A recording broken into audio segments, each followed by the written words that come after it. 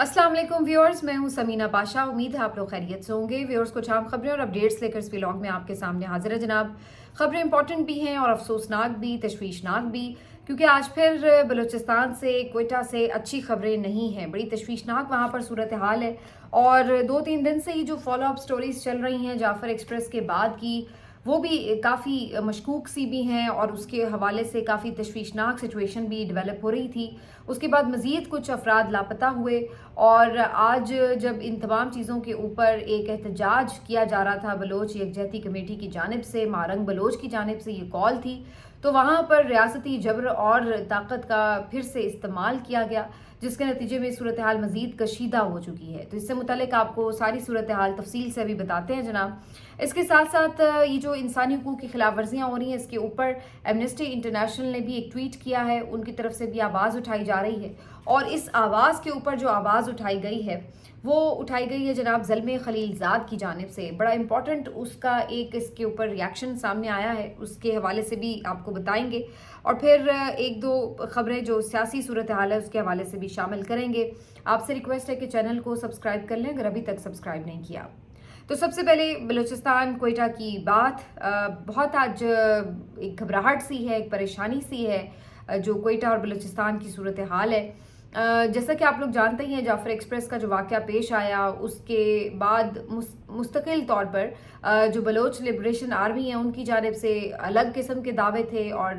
ज़ाहिर है जो DGISPR ने प्रेस कॉन्फ्रेंस की, जो ऑफिशियल हुकूमती तर्जुमान थे उनकी जानिब से फैक्ट्स सामने लाए गए, फिगर्स सामने लाए गए, तो वो बिल्कुल डिफरेंट थे और दोनों तरफ से बिल्कुल मुख्तलिफ किस्म के दावे थे और काफ़ी फ़र्क था जो आदादो शुमार में हलाकतों के हवाले से, शहादतों के हवाले से बताया जा रहा था। लेकिन बहरहाल DGISPR की जानिब से ये बताया गया था कि जो दहशत गर्द हैं वो तमाम 33 अफराद जो हैं वो हलाक कर दिए गए हैं और उसके बाद फिर ये खबर भी आई, कुछ वीडियोस भी जारी हुई और बताया गया कि ये उन दहशत गर्दों की लाशें हैं जो कि इस हमले में मुलविस थे और उनको वहाँ पर ऑपरेशन के दौरान मार दिया गया। उसके बाद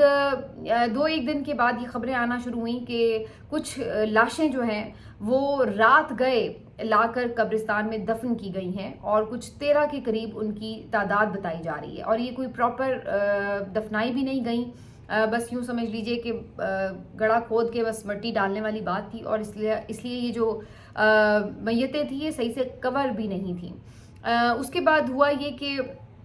कवर नहीं थी, मतलब मिट्टी से सही तौर पे कवर नहीं हो पा रही थी और कुछ ऐसी सूरत हाल थी कि शनाख्त भी नहीं थी इनकी कोई। उसके बाद ये खबर जब सामने आई तो ये बताया गया वज़ीर आला बलूचिस्तान की तरफ से कि दहशत गर्दों की कुछ लाशों को यहाँ पर दफनाया गया है, लेकिन उनका ये कहना था कि जो पूरा एक कानूनी तरीक़ाकार है उसको फॉलो करते हुए ये दहशत गर्दों की लाशें जो है यहाँ पर दफनाई गई हैं, इनके DNA करवाए गए हैं और उसके बाद इन्हें ईदी फाउंडेशन के हवाले किया गया और उन्हीं के थ्रू इनकी जो तदफीन है वो अमल में लाई गई है। इनका रिकॉर्ड मौजूद है, अगर कोई इस हवाले से आके क्लेम करता है कि वो लाश लेना चाहता है तो ये इमानतन दफनाई गई हैं, ये ली जा सकती हैं। ये वज़ीर आला बलूचिस्तान का on the floor of the assembly भी स्टेटमेंट था और ऑफिशियली उन्होंने प्रेस कॉन्फ्रेंस में भी ये बात कही। दूसरी जानिब बलोच यकजहती कमेटी की तरफ से इस खदशे का इजहार किया जा रहा था कि बाज़-औक़ात यूँ किया जाता है कि कोई भी ऑपरेशन वगैरह के नाम के बाद सामने ये आता है कि कुछ लोग जो लापता हैं ऑलरेडी उनकी लाशें फेक एनकाउंटर्स में यहाँ पर फेंक दी जाती हैं और बताया जाता है कि ये दहशत गर्द थे और इनको मार दिया गया, ये उनका क्लेम है। उसके बाद ये मारंग बलोच ने भी कुछ दिन पहले ये बात की और उन्होंने कहा कि हमें खदशा है कि जो बहुत से लोग अभी तक अपने लापता प्यारों को ढूंढते फिर रहे हैं, कहीं ऐसा तो नहीं कि फेक एनकाउंटर्स में, जाली मुकाबले में इनको यहाँ पर लाकर मारकर फेंक दिया गया और अब इनकी तदफीन भी कर दी गई है। तो होना तो यही चाहिए कि अगर ये कोई भी लोग मरे हैं तो आप उनके हवाले से उनकी जो बॉडीज़ हैं वो अस्पतालों में मुंतकिल करें और वहाँ पर जिस किसी को भी अपने प्यारों की तलाश है वो भी आके वहाँ पे देख सके कि जनाब यहाँ पर कुछ लाशें लाई गई हैं तो कोई उनका प्यारा तो उसमें शामिल नहीं है, ताकि कम से कम लोगों को पता तो चले कि उनके प्यारे ज़िंदा हैं, मर गए हैं, किस हाल में हैं, कुछ उनको किसी तरफ इंफॉर्मेशन तो मिल सके। یہ خبر بھی آئی کہ جی سول ہاسپٹل میں کچھ لاشیں لائی گئی ہیں اور اس کی تعداد کوئی 23 کے قریب بتائی گئی تھی، اور کہا گیا تھا کہ جی کسی نے اگر آ کے پہچان کرنی ہے تو وہ کر لیں۔ اب اس دوران پھر ان لوگوں کی طرف سے لاپتہ افراد کے جو لواحقین ہیں ان کی طرف سے یہ کلیم کیا گیا کہ جب وہ اسپتال پہنچے یہ لاشوں کو آئیڈینٹیفائی کرنے کے لیے تو انہیں یہ بتایا گیا کہ یہاں پر کوئی لاشیں نہیں پہنچی ہیں۔ یہ بی بی سی نے ایک اس کے اوپر پوری رپورٹ تیار کی ہے۔ میں بتا دوں کہ یہ ساری رپورٹ جو ہے یہ بی بی سی نے تیار کی ہے، اور ان کے جو رپورٹرز ہیں انہوں نے مختلف لواحقین سے بات بھی کی اس سلسلے میں، اور انہوں نے یہ سارے جو ان کا ورژن ہے وہ وہاں پہ بیان کیا، جو میں آپ کو ذرا ریپروڈیوس کر کے بتا رہی ہوں۔ یہ جو ساری کہانی ہے اس کے بعد پھر یہ خبر بھی آتی ہے کہ جناب اب وہ جو لاشیں جن کی تدفین ہوئی ہے اور وہ لاشیں جن کے بارے میں کہا گیا تھا کہ لائی گئی ہیں ان کے بارے میں کوئی بھی حتمی آئیڈینٹیفیکیشن نہیں ہو پائی ہے، اور جو بلوچ یکجہتی کمیٹی ہے ان کی طرف سے اس خدشے کا اظہار پھر سے کیا جا رہا تھا کہ یہ کوئی ان کے اپنے لاپتہ پیارے لوگ ہی نہ ہوں جن کو دہشت گرد کہہ کے مار دیا گیا ہے۔ اس کے بعد یہ خبر بھی آئی، اور یہ حکومت کا بھی موقف تھا کہ بہت سے جو لاپتہ لوگ ہیں وہ دہشت گرد بھی بن جاتے ہیں، اور ان کے فیملی ممبرز آ کے یہ کہہ رہے ہوتے ہیں کہ جی وہ لاپتہ ہیں، جبکہ وہ تو ٹریننگ کے لیے کیمپوں میں بھی گئے ہوئے ہوتے ہیں۔ تو یہ حکومتی موقف بھی ہے، یہ صرف ان کا موقف نہیں ہے۔ خیر اس کے بعد یہ ہوا کہ پچھلے 1-2 دنوں کے اندر کچھ ریڈز ہوئے، اور اس دوران بلوچ یکجہتی کمیٹی کے جو مرکزی آرگنائزر ہیں جن کا نام بیبرگ بلوچ ہے ان کو اٹھا لیا گیا۔ اس کے بعد انہی کے ایک اور جو بھائی ہیں ان کو بھی اٹھا لیا گیا، اور پھر یہ بھی بتایا گیا کہ الیاس بلوچ صاحب جو کہ ایک پروفیسر ہیں بولان میڈیکل کالج کے اور وائس پرنسپل ہیں، ان کو بھی رات گئے گرفتار کر لیا گیا، یا پھر ان کو بھی لاپتہ ہی کر دیا گیا کیونکہ انہیں بھی کہیں پروڈیوس نہیں کیا گیا کسی عدالت میں۔ وجہ یہ بتائی جاتی ہے کہ جو گرلز ہاسٹل پہ چھاپہ مارنے کی کوشش کی گئی تو اس دوران انہوں نے وہاں پہ ریزسٹنس کا مظاہرہ کیا، جس کے بعد انہیں بھی وہاں سے اٹھا لیا گیا۔ اب یہ جو گمشدگیاں ہوئیں اس کے اوپر بہرنگ بلوچ نے جو پچھلے 2-3 دنوں سے واقعات ہوئے اس کے بعد انہوں نے اس کے اوپر ایک احتجاج کی کال دے رکھی تھی آج کے روز، اور ابھی یہ احتجاج شروع ہوا تھا کہ اس دوران یہاں پر خبر یہ آئی اچانک سے سوشل میڈیا پر یہ ویڈیوز بھی سرکولیٹ کرنے لگیں کہ وہاں پہ ریاستی طاقت کا استعمال کیا گیا، اور پولیس کی جانب سے واٹر کیننز، شیلنگ اور پھر فائرنگ بھی کی گئی ہے، اور اس کے بعد کچھ ایسی ویڈیوز بھی آئیں کہ جہاں پر کچھ لوگوں کو زخمی دیکھا جا سکتا ہے۔ اس کے بعد یہ بھی خبر آئی کہ 2 افراد کم از کم ان واقعات میں جو ہیں وہ جاں بحق ہو چکے ہیں، اور ان میں ایک 13 سال کا بچہ بھی شامل ہے۔ اس کے علاوہ مزید کئی افراد زخمی بھی ہیں جنہیں اسپتال منتقل کیا گیا ہے۔ ابھی یہ خبریں آئی رہی تھیں تو یہ واضح طور پر اس بات کی طرف ایک تکلیف دہ اشارہ تھا کہ اگر یہ ریاستی جبر کے نتیجے میں فائرنگ کے واقعات کے نتیجے میں لوگ جاں بحق ہوئے ہیں تو یہ اس کا مطلب ہے کہ کیا ہم نے یہ ریاستی پالیسی بنا لی ہے کہ کوئی بھی اگر احتجاج کر رہا ہے، پرامن ہے، تو ہم اس کو ریاستی جبر کے ساتھ، طاقت کے ساتھ منتشر کرنے کی کوشش کریں گے، جیسے کہ ہم نے 26 نومبر کو یہ دیکھا۔ تو کیا یہ اب ریاست نے اپنی ایک پالیسی ہی بنا لی ہے کہ ہر موقع پر ہم نے یہی کرنا ہے؟ پھر یہ وہ سوال اٹھتے ہیں کہ جناب پھر جو نہتے لوگ آتے ہیں سڑکوں پر ان کی آپ بات نہیں سنتے، ان سے آپ مذاکرات نہیں کرتے، ان کی داد رسی نہیں کرتے، بلکہ ان کے اوپر آپ طاقت کا استعمال کرتے ہیں، اور پھر جب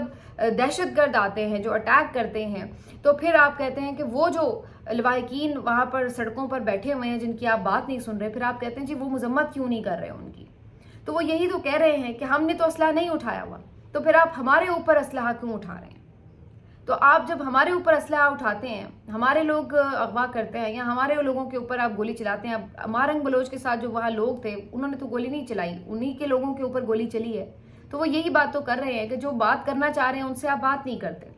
تو پھر آپ یہ کیسے کہہ سکتے ہیں کہ جو بات نہیں کرنا چاہ رہے، جو پہاڑوں پر ہیں، جو ریاست کے ساتھ جنگ کر رہے ہیں، تو آپ یہ چاہتے ہیں کہ وہ ان کے ساتھ نہ کھڑے ہوں، وہ آپ کے ساتھ کھڑے ہوں؟ اگر آپ ان کو یعنی جو پرامن ہیں، جو طریقے سے آپ کے ساتھ احتجاج سے ہی صحیح، سڑک پر ہی صحیح بات کرنا چاہتے ہیں، تو کم از کم آپ ان کو اپنے ساتھ تو کھڑا کر لیں، ان کو تو اپنے ساتھ ملا لیں، ان کو تو گلے لگا لیں، ان کو اپنے ساتھ انگیج تو کر لیں تاکہ ان کی سپورٹ تو آپ کو حاصل ہو جائے، اور پھر جو دہشت گرد ہیں، جو لڑنے والے ہیں، وہ خود بخود ایک طرف کم از کم آئسولیٹ ہو جائیں اور پھر سب مل کر ان کا مقابلہ کر سکیں۔ لیکن یہاں یہ صورتحال ہے کہ پھر بہت سے محاذ کھل گئے، اور اب یہ صورتحال ہے کہ یہ تکلیف دہ مناظر ہیں، اس طرح زخموں پہ کوئی مرہم تو نہیں رکھا جاتا، یہ تو مزید زخم اور گہرے کرنے کی ایسے لگ رہا ہے کہ جیسے ایک کوشش ہے۔ اب یہ ساری صورتحال ہے. اس کے بعد انہوں نے جو 2 لوگ یہاں پر ان کے جاں بحق ہوئے, انہوں نے سریاب روڈ پر ان کی لاشیں رکھ دیں اور وہاں پر انہوں نے دھرنے کا اعلان کر دیا, جس کے فوری بعد یہ خبریں آ رہی ہیں کہ بہت سے لوگ جو ہے وہ اس دھرنے میں شامل بھی ہو رہے ہیں. اس کے بعد یہ بھی خبر آ رہی ہے کہ شٹر ڈاؤن کی بھی انہوں نے کال دے دی ہے, اور یہ بھی خبر اب آ رہی ہے کہ وہاں پہ انٹرنیٹ وغیرہ بند کر دیا گیا تاکہ وہاں کے حالات جو ہیں وہ باقی پورے ملک میں نہ پہنچ سکیں, اور انٹرنیٹ بند کر کے رابطہ منقطع کرنے کی کوشش کر دی گئی. اب آخری جو خبریں آئی تھیں وہ یہاں تک آئی تھیں, اور یہ کشیدہ صورتحال اب بالکل واضح ہے, اور بلوچستان جو ہے وہ اس وقت زخموں سے چور چور ہے. بلوچستان کو بچائیے, خدارہ بلوچستان کو بچائیے, اس کو اپنے ساتھ جوڑے رکھیے. خدارہ بلوچستان کو بچائیے, پاکستان کو بچائیے, اور جو لوگ بات کرنے والے ہیں ان سے بات کیجیے. یہ جو ایک ہم نے ڈنڈے والی ریاست کا جو امیج بنا لیا ہے, اس سے ہمیں کوئی فائدہ نہیں ہو رہا ہے, اس سے ہمیں نقصان ہی ہو رہا ہے. ہمارے اپنے لوگ جو ہیں وہ ٹوٹ ٹوٹ کے بکھرتے جا رہے ہیں. یہ ہمیں نہیں کرنا, ہمیں تو انہیں جوڑنا تھا. ہم تو یہ سن رہے تھے کہ جو اتفاق رائے پیدا کیا جائے گا, یہ گولیاں چلا کے ڈنڈے چلا کے کون سا اتفاق رائے حاصل ہوتا ہے. اب یہ ساری سچویشن ہے, اللہ تعالیٰ ہمارے حال پر رحم فرمائے. رمضان کا مہینہ اور اس طرح سے انسانی خون بہہ رہا ہے تو اس پہ تکلیف ہو رہی ہے. ایسے میں ایمنسٹی انٹرنیشنل کی طرف سے بھی ہیومن رائٹس کی وائلیشن کے اوپر ایک ٹویٹ کیا گیا ہے بلوچستان کی صورتحال کے حوالے سے خاص طور پر, اور انہوں نے کہا ہے کہ جی جو ایمنسٹی انٹرنیشنل ہے وہ انسانی حقوق کی بڑھتی ہوئی خلاف ورزیوں کے حوالے سے گہری نظر رکھے ہوئے, اور یہ ڈیمانڈ کرتا ہے کہ یہ خلاف ورزیاں فوری طور پر بند کی جائیں.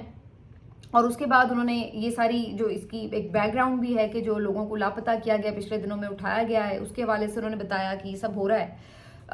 ایمنسٹی انٹرنیشنل کی طرف سے جب یہ ٹویٹ آیا ہے تو اس کے اوپر زلمے خلیل زاد جو کہ سابق ایمبیسڈر ہیں امریکہ کی طرف سے اس ریجن کے لیے, انہوں نے اس کو کوٹ ٹویٹ کیا ہے. اور زلمے خلیل زاد کی طرف سے جو ٹویٹ کیا گیا ہے وہ کافی اہمیت کا حامل ہے, کیونکہ ابھی حال ہی میں آپ کو پتہ ہے کہ انہوں نے افغانستان میں طالبان حکومت سے بھی مذاکرات کیے ہیں, اور ڈائریکٹلی اب وہ آپ کہہ سکتے ہیں کہ امریکی حکومت کے نمائندے کے طور پر اس ریجن میں ایکٹیو نظر آ رہے ہیں. تو ان کی طرف سے یہ ٹویٹ کیا جانا ان کی پوزیشن کی وجہ سے اب اہمیت اختیار کر چکا ہے. اب زلمے خلیل زاد کہتے ہیں کہ انسانی حقوق کی بڑھتی خلاف ورزیاں بند کی جائیں اور عمران خان کو فوری رہا کیا جائے. پاکستانی بہتر پاکستان کے مستحق ہیں, اور یہ ساری بات لکھ کر وہ صدر ٹرمپ کو اس ٹویٹ کے ساتھ ٹیگ بھی کر رہے ہیں. عمران خان کو بھی انہوں نے ٹیگ کیا ہے اور صدر ٹرمپ کو بھی ٹیگ کیا ہے ان کے آفیشیل اکاؤنٹ پر. تو یہ بیسیکلی اب توجہ جو ہے وہ بڑی واضح طور پر لے آئی گئی ہے ان کے علم میں, اور یہ ایک واضح پیغام ہے اگر ان کی طرف سے آ رہا ہے. یہ جو بات ہے اس کو شاید اتنا لائٹلی ابھی تک یہ لوگ لے رہے ہیں, لیکن یہ اتنا لائٹلی لینے والا اب معاملہ ہے نہیں. جو کچھ بلوچستان میں اس وقت ہو رہا ہے اس کے اوپر دنیا اب رپورٹ کر رہی ہے, اور اس کے اوپر اب آوازیں انٹرنیشنلی اٹھ رہی ہیں. تو اس معاملے کو ہمیں خود ہی سنبھالنا ہوگا, یہ ہمارے لیے اپنے ہی مفاد میں ہے. تو یہ اس چیز کو دیکھتے ہیں کہ یہ کب تک اس چیز کے اوپر جو ہے وہ کوئی آواز آتی ہے. لیکن فی الحال تو ابھی ریاست کا کوئی موڈ نظر نہیں آ رہا کہ کوئی افہام و تفہیم سے مسئلے کو حل کرنا ہے, کیونکہ اگر آپ نے یہ کرنا ہے تو پھر آپ کو سب سے پہلے اس کا پولیٹیکل سولوشن نکالنے کی ضرورت ہے. اور پولیٹیکل سولوشن کی جب ہم بات کرتے ہیں تو پھر وہ لوگ جو بلوچستان کے نمائندے ہیں آپ ان کو ساتھ بٹھائیں اور ان کے تھرو جو ہے تمام یہ ایشوز کو ریزالو کرنے کی کوشش کریں. اس کے علاوہ آپ اگر یہ کہیں گے کہ ہر جگہ مار دھاڑ سے معاملات حل ہوں تو وہ شاید ہر جگہ ایسا پاسبل نہ ہو سکے. بہرحال جی یہ ساری سچویشن ہے, اور یہ کافی پریشان کن سچویشن ہے. اور جہاں ایک طرف یہ ہمارے ملک کے حالات ہیں, وہاں پر اگر آپ ہماری جو ایلیٹ کلاس ہے, جو رولنگ کلاس ہے, اس کو اگر دیکھیں تو ان کے مسائل کیا ہیں. آج خبر یہ آئی ہے کہ وفاقی کابینہ نے اپنی تنخواہیں بڑھا لی ہیں. وہ تنخواہ جو پہلے 2 لاکھ اور چند ہزار روپے تھی اس کو بڑھا کر اب 5,19,000 روپے کر دی گئی ہے. تو کیبنٹ ممبرز جو ہیں, جو شہباز شریف صاحب کی کیبنٹ کے لوگ ہیں, وہ 5,19,000 تنخواہ لیں گے. یہ 188% اضافہ ہے جو انہوں نے اپنی تنخواہوں میں خود ہی منظور کر لیا ہے. اور ان کی جو ایز رکن اسمبلی, ان میں سے کچھ لوگ تو رکن اسمبلی ہیں, کچھ تو نہیں ہیں, ایسے ہی ایڈوائزر وغیرہ ہیں. تو جو رکن اسمبلی ہیں ان کو جو ایز رکن اسمبلی ہے وہ تنخواہ الگ سے ملتی ہے, اور کیبنٹ ممبر کی تنخواہ الگ سے ملتی ہے, اور پھر جو مراعات ہیں, جو آپ کو فیسلٹیز ملتی ہیں, وہ ساری الگ سے ہیں. تو یہ اس وقت جو ہے یہ آپ کے غریب ملک کے عوامی نمائندوں کا حال ہے. اور جو پرفارم کیا کر رہے ہیں وہ میں آپ کو پہلے ہی بتا چکی ہوں کہ جنہوں نے معیشت برباد کی ہے، جنہوں نے امن و امان کی صورتحال برباد کی ہوئی ہے، جنہوں نے ہر شعبے میں پاکستان کو پستی کی طرف لے جا رہے ہیں، انہوں نے اپنی ہی تنخواہیں پتہ نہیں کون سی خوشی میں اور کس پرفارمنس کے اعزاز میں خود ہی بڑھا دی ہوئی ہیں، اور عوام کو یہ کہتے ہیں جی قربانی دینے کا ٹائم ہے، عوام کے اوپر ٹیکس پہ ٹیکس۔ عوام کی صورتحال یہ ہے